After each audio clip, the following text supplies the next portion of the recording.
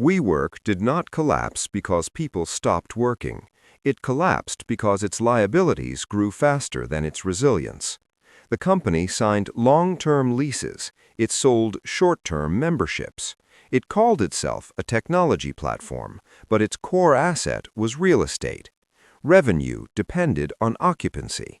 Obligations depended on contracts. When capital was abundant, losses were tolerated. Valuation replaced profitability.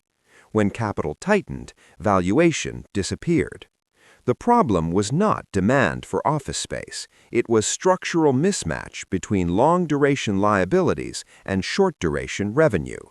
WeWork was not a tech company. It was a leveraged lease portfolio disguised as growth. WeWork was founded in 2010. It emerged during an era of abundant venture capital.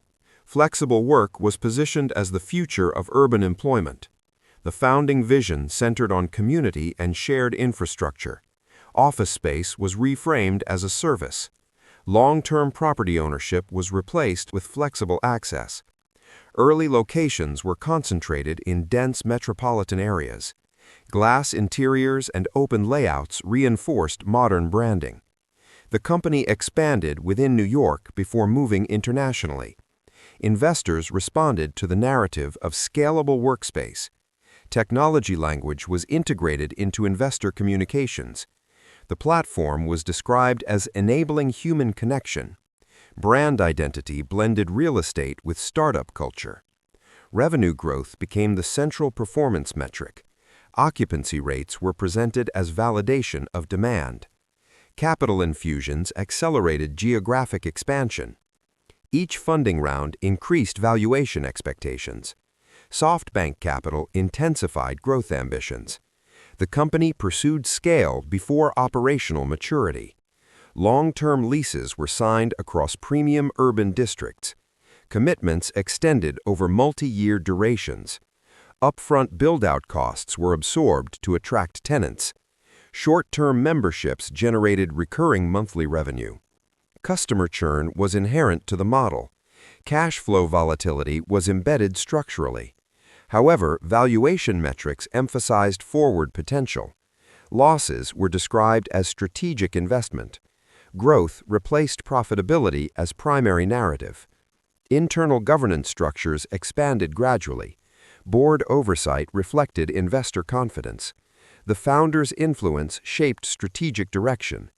Cultural ambition exceeded financial discipline. Expansion pace outran standardized controls. Lease negotiation volume increased rapidly. Risk concentration accumulated across cities.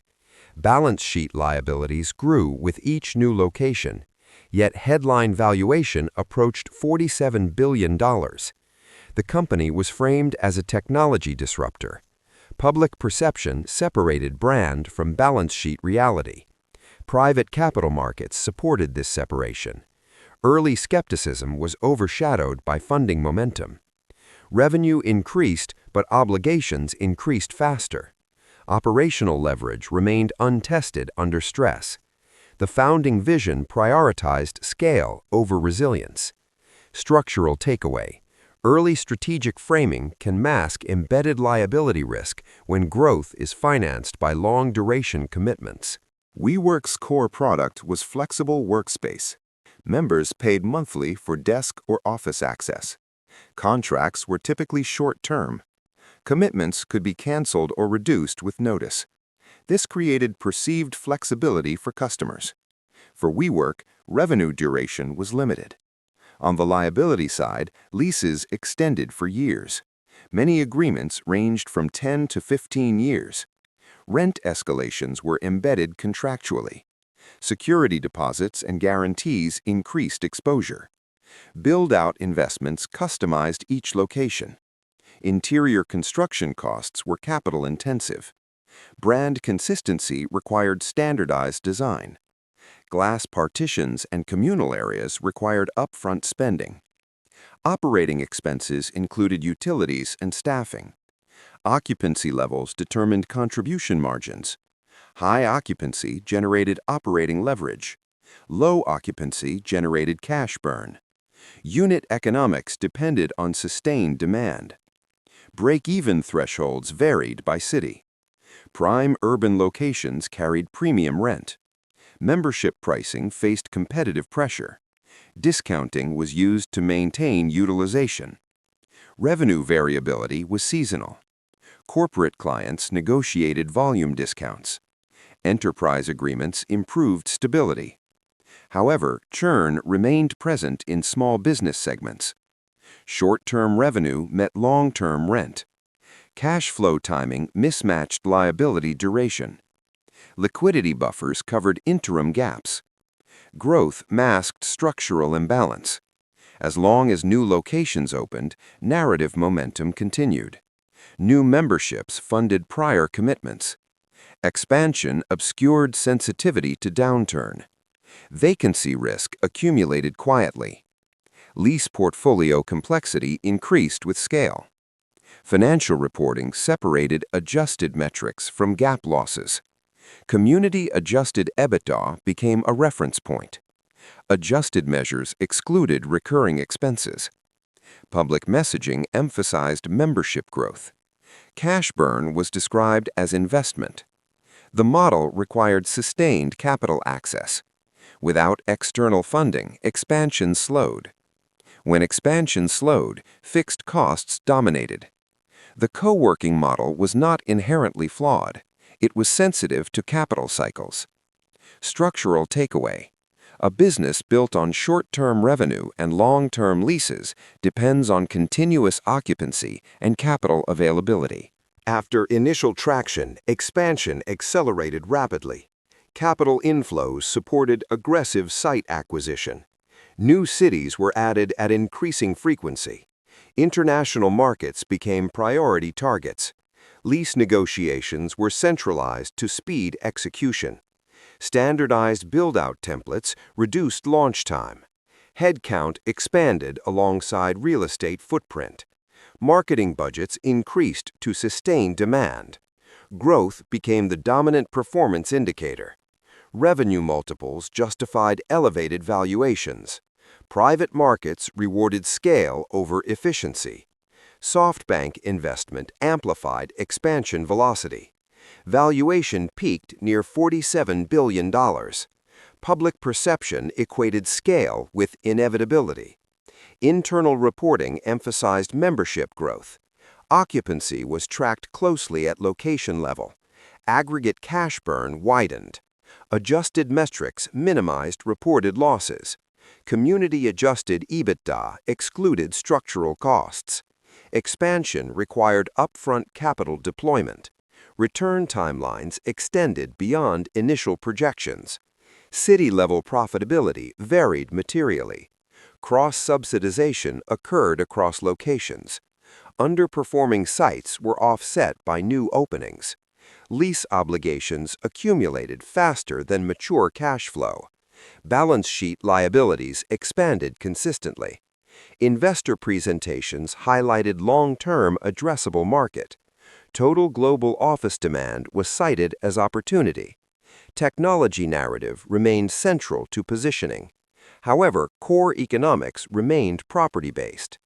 Operational complexity increased with geography. Regional management layers multiplied.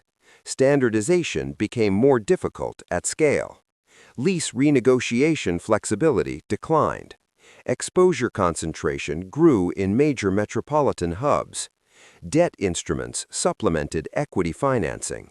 Liquidity planning assumed continued funding access. Few stress scenarios were publicly modeled. Momentum created perception of invulnerability. Employee equity was valued against private benchmarks. Corporate governance lagged valuation growth. Risk oversight scaled slower than footprint. Expansion pace outran financial discipline. Hypergrowth masked duration mismatch risk. When valuation is anchored to growth, deceleration becomes destabilizing. Structural takeaway. Hypergrowth, financed by long-duration liabilities, increases fragility when expansion depends on continuous capital access. WeWork's expansion was built on contractual lease commitments. These leases extended across major global cities. Many agreements carried multi-year fixed payment schedules. Escalation clauses increased rent over time. Termination flexibility was limited. Security deposits tied up capital. Landlord improvement allowances were negotiated selectively. However, core liability remained fixed. Total lease obligations reached tens of billions of dollars. These commitments were disclosed in filings. They did not require immediate cash payment, but they required predictable long-term servicing. Revenue contracts did not match this duration. Members could exit within months. Corporate clients could reduce space during downturns. Revenue volatility was structural. Lease payments were not. Accounting treatment recognized right-of-use assets. Corresponding lease liabilities were recorded. Balance sheet expansion reflected contractual exposure. However, investor focus centered on valuation. Adjusted earnings metrics received more attention. Cash flow statements revealed persistent deficits. Negative free cash flow widened with growth. Lease-adjusted leverage increased. Obligations accumulated independent of occupancy. Even profitable locations carried fixed rent. Underperforming sites required subsidy. Portfolio concentration increased in premium districts. Rent levels were locked at peak cycle pricing. Exposure to office demand cycles intensified. Long-duration leases assumed stable macro conditions. Stress testing was limited in disclosure. Few scenarios modeled prolonged vacancy. The liability stack extended beyond lease rent. Interest expense compounded cash burn. Vendor obligations increased with footprint. Build-out amortization required ongoing investment. The balance sheet became asset-heavy and liability-dense. Flexibility declined as commitments expanded. Capital markets funded the gap between revenue and rent. This gap narrowed only under full utilization. Structural takeaway: long-duration lease commitments create rigid cost structures that magnify risk when revenue remains flexible and cyclical. Private market valuation reached approximately $47 billion. This implied expectations of durable profitability. Revenue growth supported headline momentum. However, operating losses persisted. Free cash flow remained negative. Capital expenditures expanded with each new location. Lease-adjusted obligations were excluded from valuation narratives. Adjusted earnings metrics emphasized scale. Community-adjusted EBITDA removed core expenses. Stock-based compensation diluted economic reality. Valuation multiples referenced technology peers. Comparisons focused on platform economics, but asset base remained physical and location-bound. Cash burn required continuous funding. Equity financing bridged operating deficits. Debt supplemented expansion capital. Liquidity runway depended on investor appetite. Profitability timelines extended further into the future. Analyst skepticism began to surface privately. Public disclosures remained optimistic. Growth forecasts assumed sustained occupancy gains. Macro stability was implicitly assumed. Cost of capital was historically low. Capital abundance reduced discipline. Internal governance relied on valuation support. Board oversight reflected investor alignment. Cash flow break-even was repeatedly deferred. Operating leverage was protected but unrealized. Adjusted profitability masked recurring costs. Real estate depreciation reduced reported earnings. Lease liabilities constrained flexibility. Expansion commitments persisted. When valuation substitutes for earnings, funding becomes conditional. Market perception influences liquidity access.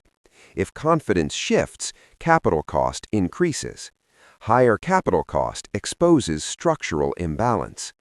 Sustainable enterprises convert revenue into durable cash flow. WeWork converted capital into expansion. Expansion required further capital. This circular dependency increased fragility. The model relied on favorable funding cycles. When capital tightens, valuation compresses rapidly. Structural takeaway. Valuation cannot compensate for persistent negative cash flow when long-term liabilities require continuous servicing. In 2019, WeWork filed for an initial public offering.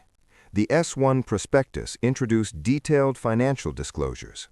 Public markets applied different valuation discipline. Losses were quantified transparently. Lease obligations became more visible.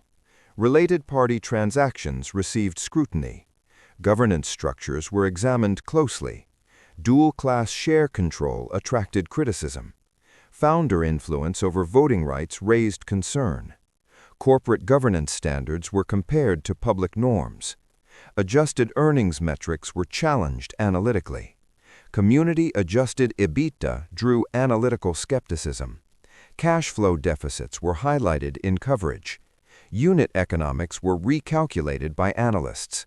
Growth assumptions were stress-tested publicly. Profitability timelines appeared distant. Public investors prioritized path to earnings. Valuation benchmarks shifted rapidly. Private market comparables lost relevance. Equity market appetite cooled. Institutional roadshow meetings revealed hesitation. Media coverage intensified analytical pressure. Credit rating agencies assessed lease-adjusted leverage. Balance sheet fragility became central discussion. Prospective investors questioned capital allocation discipline.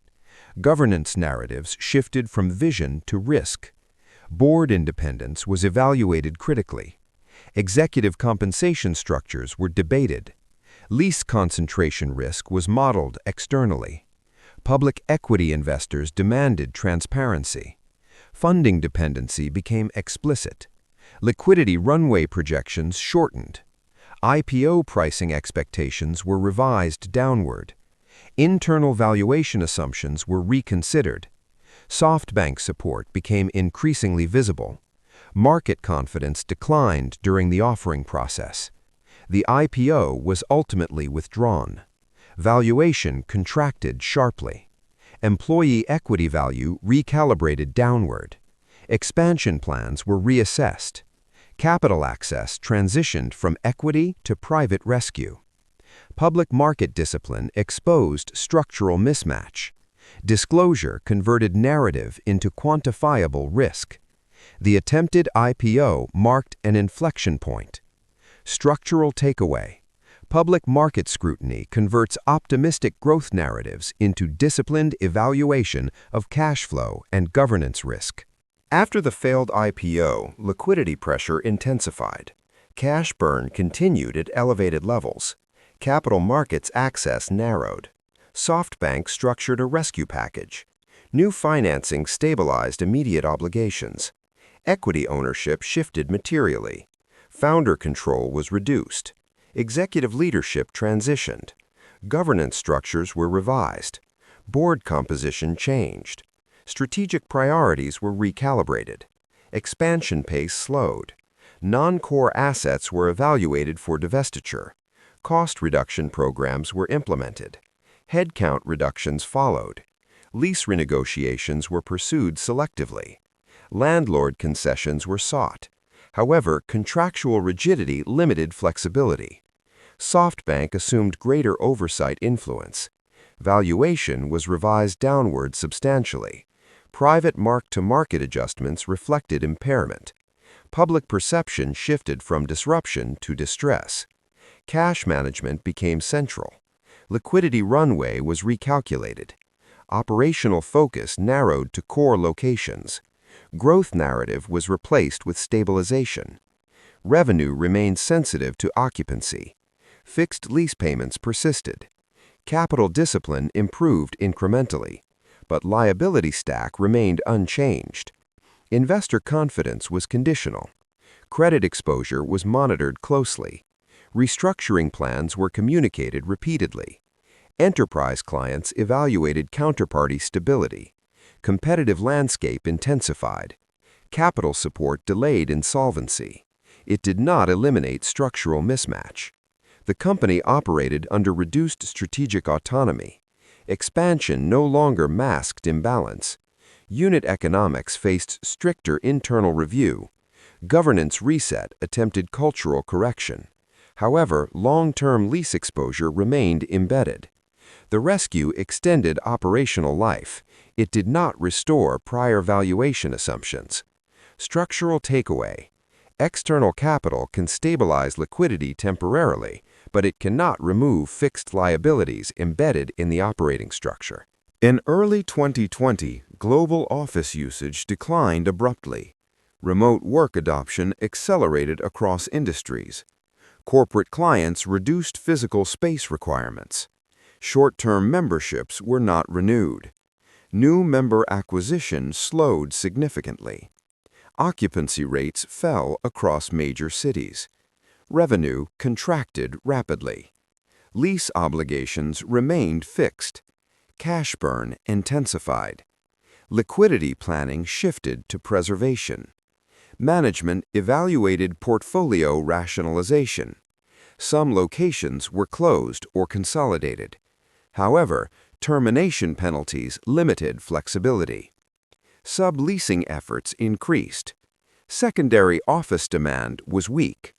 Vacancy risk materialized simultaneously across markets.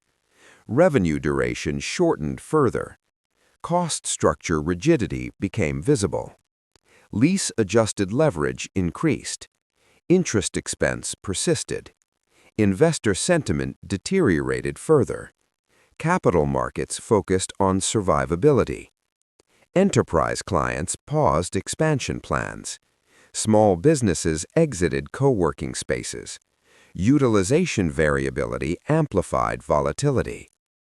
Government restrictions reduced physical occupancy. Health regulations altered workspace demand patterns. Revenue forecasts were revised downward. Liquidity runway shortened. SoftBank support remained critical. Cost reductions accelerated. Headcount was reduced. Operational footprint contracted selectively. However, fixed rent obligations continued.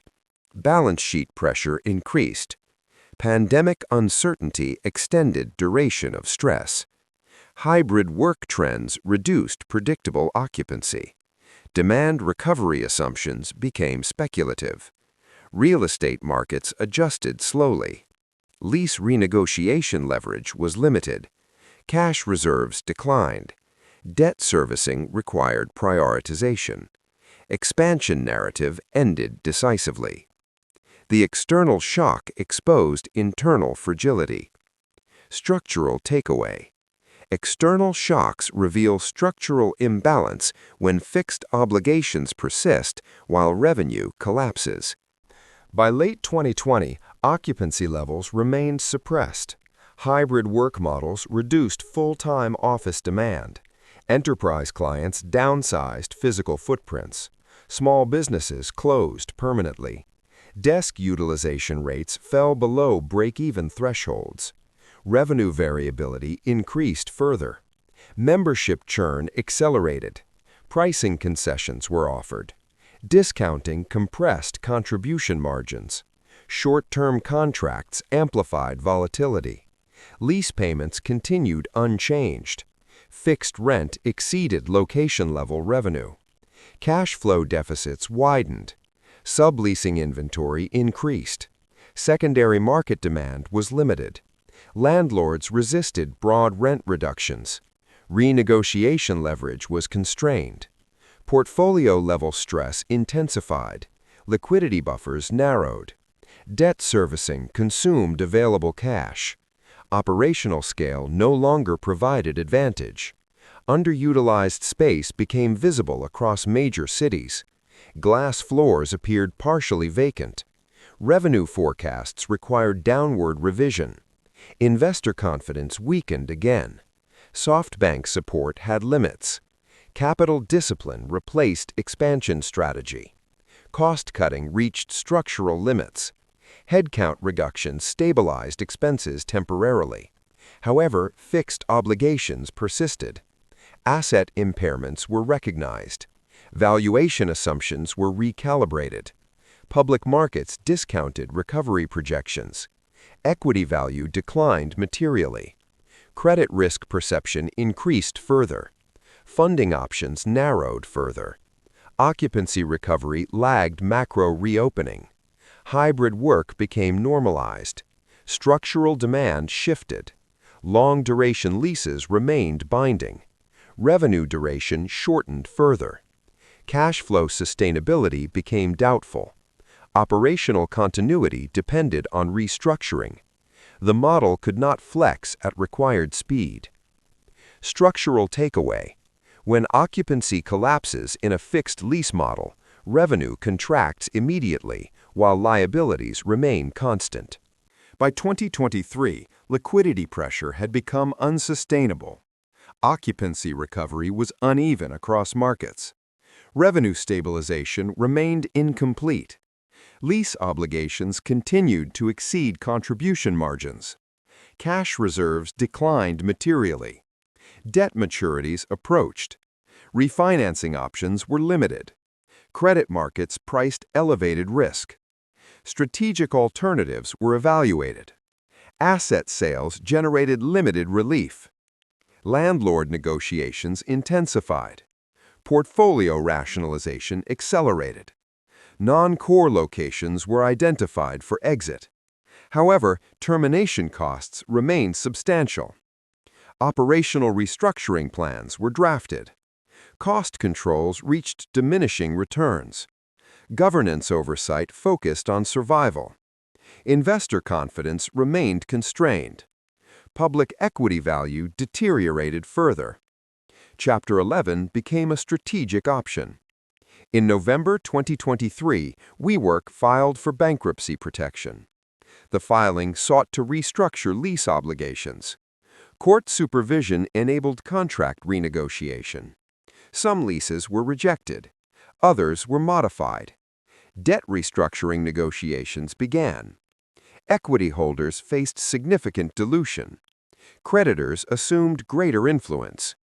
Operational continuity was prioritized. Members retained workspace access. A filing aimed to preserve core operations. Brand presence persisted in select markets. However, prior valuation assumptions were void. $47 billion of private valuation dissolved. Public market capitalization had already collapsed. The restructuring acknowledged structural imbalance. Lease liabilities were central to proceedings. Cash flow weakness was formalized legally. Bankruptcy provided time for reorganization. It did not reverse prior expansion decisions. The collapse was financial, not operational chaos. The core model remained asset-heavy. Resilience proved insufficient under stress. Growth had amplified liability exposure. The resolution phase marked structural correction. Structural takeaway. Bankruptcy formalizes structural imbalance when fixed liabilities overwhelm flexible revenue. WeWork did not fail because demand disappeared. It failed because its structure amplified volatility. Short-term memberships created revenue flexibility. Long-term leases created cost rigidity. Capital abundance masked duration mismatch. Valuation substituted for profitability. Growth accelerated liability accumulation. Expansion outran financial discipline. Lease commitments embedded multi-year exposure. Occupancy determined cash generation. Occupancy variability determined risk. Cash burn required continuous funding. External capital extended operational life. It did not repair structural imbalance. Public market scrutiny exposed unit economics. Governance adjustments followed valuation decline. Pandemic shock revealed duration sensitivity. Occupancy collapse converted risk into reality. Fixed obligations remained enforceable. Revenue contracted immediately. Liquidity buffers narrowed progressively. Debt servicing constrained flexibility. Restructuring required legal intervention. Bankruptcy formalized prior imbalance. The co-working concept was not inherently flawed. The capital structure was. Real estate cycles are duration sensitive. Flexible revenue models require flexible cost bases. Asset-heavy expansion demands conservative leverage. Growth without cash conversion increases fragility. Adjusted metrics cannot replace durable cash flow. Valuation momentum cannot substitute for resilience. Lease portfolios require stress tolerance. Corporate collapse rarely begins with a single event. It emerges when structure meets adverse conditions. In WeWork's case, mismatch was embedded from origin. Hypergrowth magnified exposure. Capital tightening revealed dependency. Pandemic shock accelerated inevitability. The resolution corrected duration imbalance. Corporate survival depends on alignment between revenue and obligation. Growth does not replace structural resilience. Corporate collapse is structure meeting stress. Structural takeaway.